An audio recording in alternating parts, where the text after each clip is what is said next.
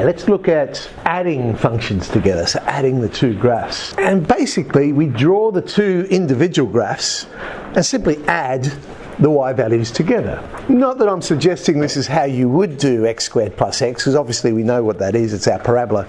We could do it other ways. Let's just use it as an example. There's y equals x squared, and I'm going to add y equals x to that graph. What are the sorts of things we do? Well, the x and y intercepts, obviously key points. So what have I got? Well, I know 0 plus 0 is 0, so that's an obvious one right there. It also happens to be the y-intercept as well, so we've knocked over 2.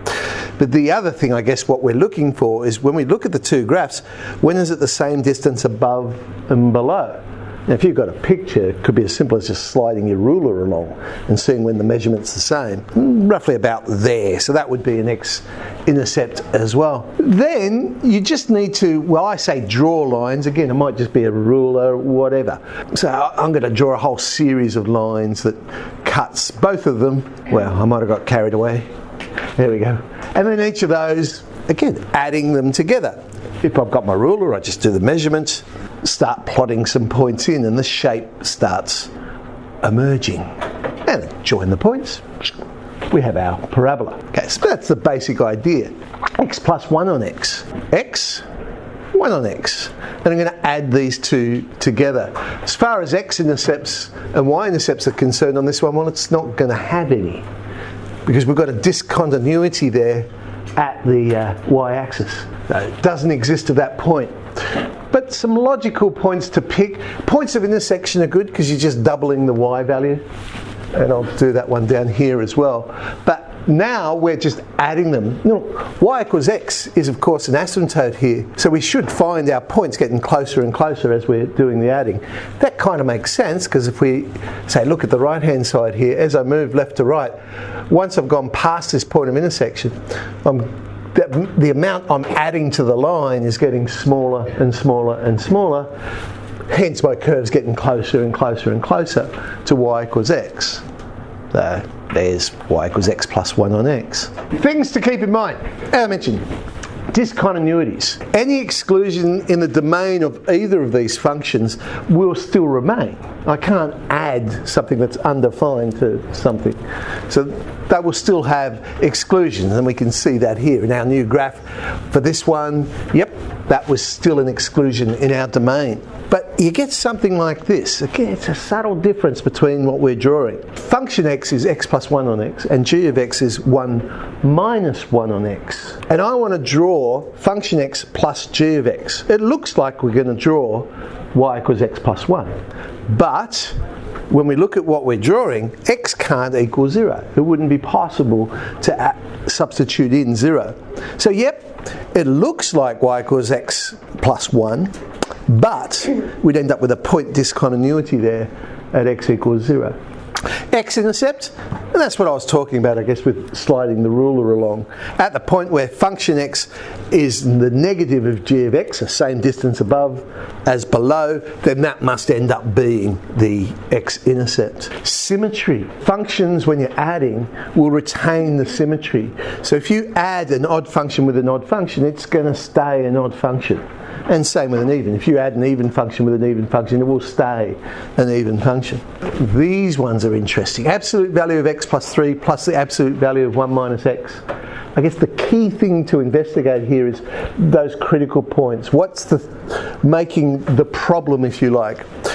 The absolute value of x plus 3, we know at negative 3 there's going to be an issue. That's where it's going to change from positive to negative, the x plus 3.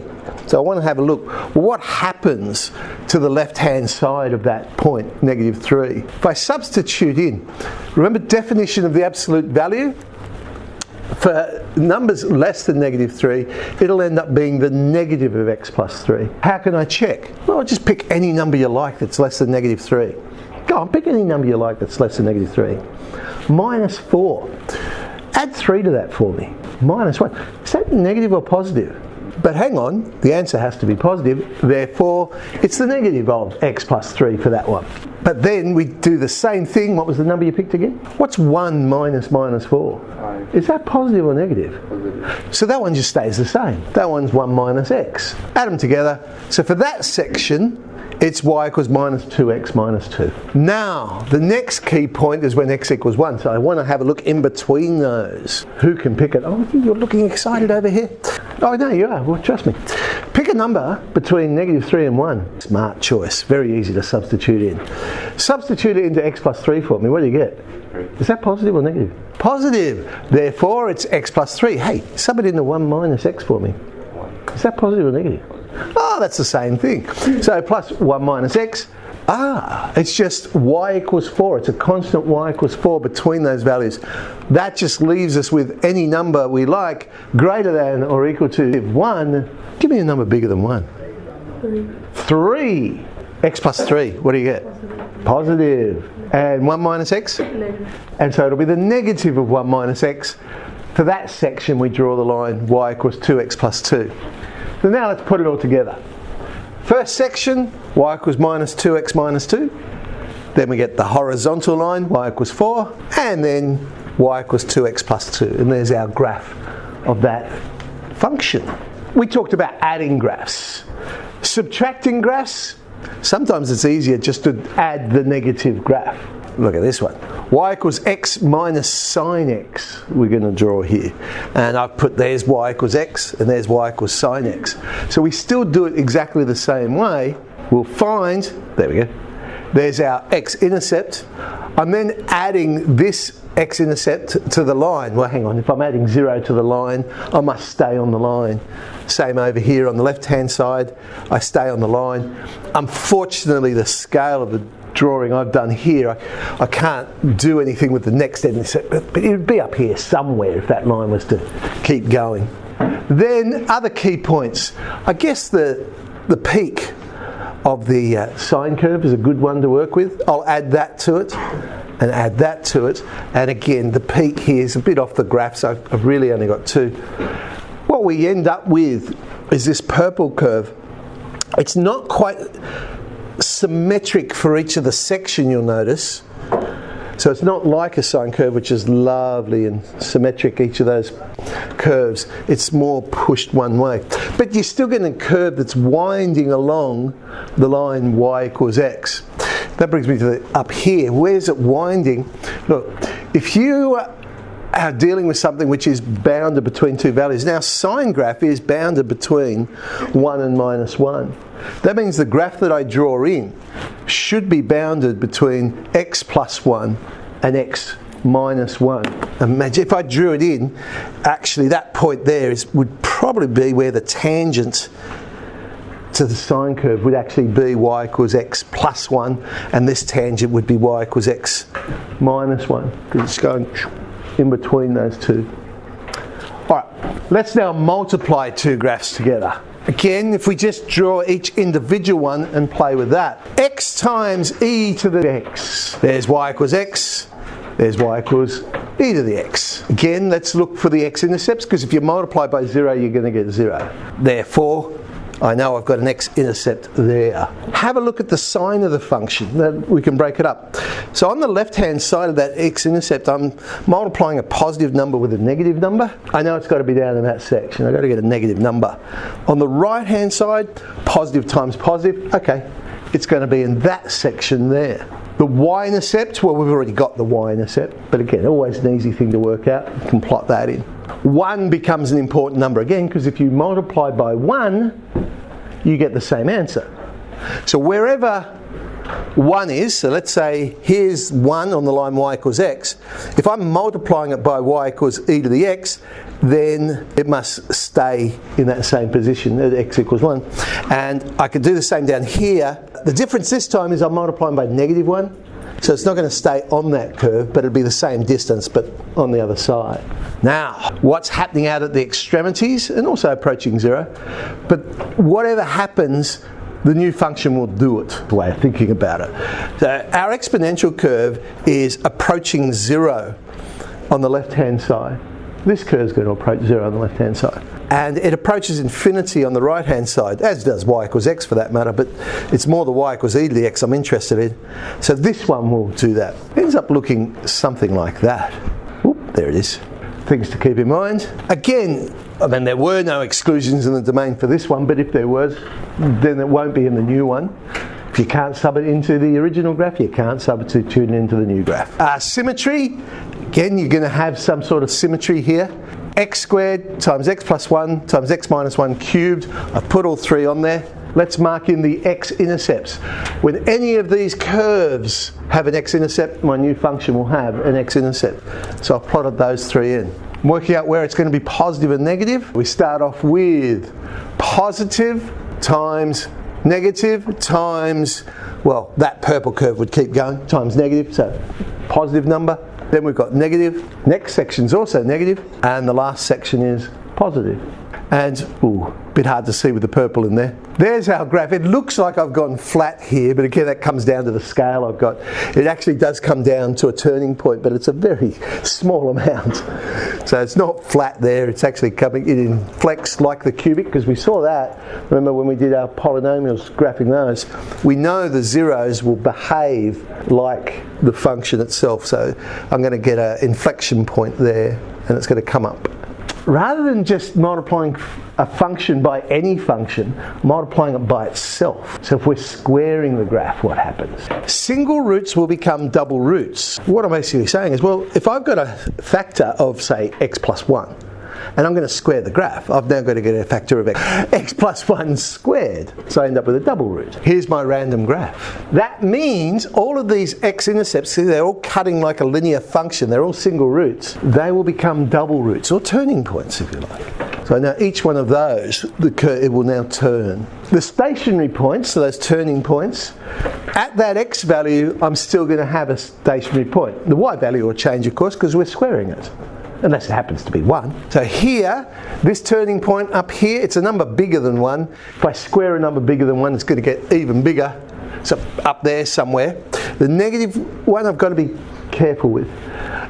It's smaller than 1 in magnitude. So if I square a number that's smaller than 1, it becomes smaller. It's going to go closer. But also with this one, it's going to become positive as well. So it flips to the other side. So that's that point. Any discontinuity, well, that's going to stay there. That's not going to change. However, the horizontal and oblique asymptotes are going to change because they're going to be squared as well. So here's my horizontal. Again, it's a number smaller than 1. Square a number smaller than 1, it's going to become smaller. So the horizontal one will come down lower now. If I square a number bigger than 1, then the new function's got to be bigger than the old function. Basically it's saying when I draw it, the new curve has to be above the old curve. Whereas if the magnitude of the number is less than 1, when I square it, then the new curve would be below the old curve. Now let's do that here. Well, 1 becomes a key. Square 1, you get 1. So let's plot those in. Square negative 1, it's going to become positive 1. So that one will flip up to here. It's going to go through all those points. All right, let's draw it in. Okay. So it's below the curve, then it goes above the curve. Well, negative is a bit hard to visualise, but once I go positive again, below the curve, above the curve. Below the curve, and again the negatives, and so on. So that's the idea. We get that, there we go. There's y equals function x squared when we square it. Now, division, that's the only one we've got to go. Now we've done addition, subtraction, multiplication. Division then. Well, division is multiplication, but you're multiplying by its reciprocal. So therefore, all those rules we just did stay the same, except because we're multiplying by the reciprocal, bottom of the fraction can't equal 0. So x-intercepts of the bottom of the fraction, so the gx, they'll become vertical asymptotes. Here we go, let's do this one. There's the 4 lines, x plus 1, x minus 2, x plus 2, x minus 1. I know I'm going to have x-intercepts for x plus 1, x minus 2, that's fine. But for the gx, the one that's on the bottom, they're not going to be x-intercepts, they're going to be vertical asymptotes of those points. Alright, let's work out where it's positive and negative, shade those areas in, so I know there's the section that it's moving in. Y-intercept turns out to be 1, and then you might need to do some investigation. Look for horizontal asymptotes, bit of a polynomial division in this case, that sort of thing. Look for a thing called dominance. That comes into play when you're involved with exponentials, for instance, and you're doing a multiplication or a division. The question you're asking yourself, if I'm multiplying a couple of functions together, which of those two functions will dominate my answer? The one that usually dominates is going to be the one that rises steepest the quickest. So if you have x times e to the minus x, e to the minus x will dominate, because on the left hand side it's getting very steep very quickly, and or gets shallower than the other one, and then on the right hand side it gets shallower very quickly. So it would dominate the function. Alright, I've done a polynomial division. I can find my, yep, there we go, horizontal asymptote at 1. Let's draw that in. And now we can piece it all together and we have our new curve. There it is, the blue one. Sine x divided by x is an interesting curve.